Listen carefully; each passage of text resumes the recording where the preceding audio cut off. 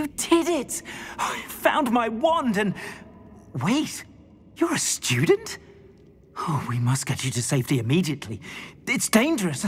It's all right, Mr. Oakes. I've dealt with these goblins before. Dear Merlin, you're either very lucky or very talented.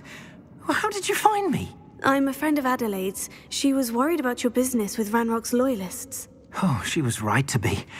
I couldn't go through with the agreement, and when I told them, I ended up blindfolded and behind bars. Been locked in that infernal cell for so long, they'd forgot I was even there.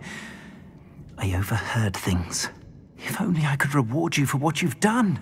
Blasted goblin stole every Knut on me. All I can say is thank you, truly. You mentioned you overheard things. Sad tale, really.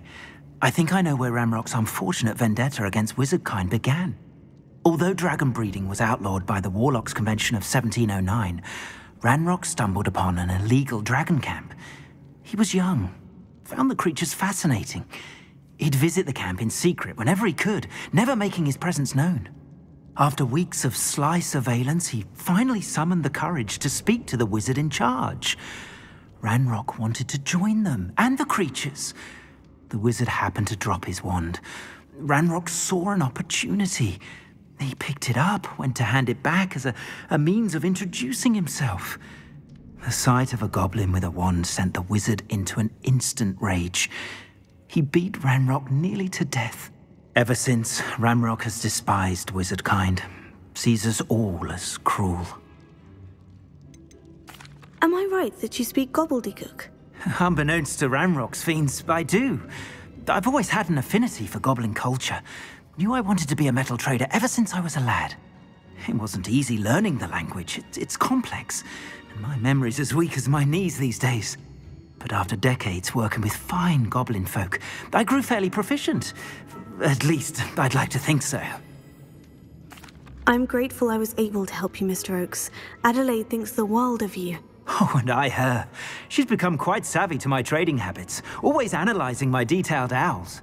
Oh, if only I hadn't resorted to trading with such fiends. A lesson I shan't soon forget. Having my wand back is like being reunited with an old friend. I must return home and inform Adelaide of my safety. Will you be all right? I'll be fine, Mr. Oakes. You get back to Adelaide. I assure you her worries outweigh yours. Oh, I'm anxious to see my dear niece.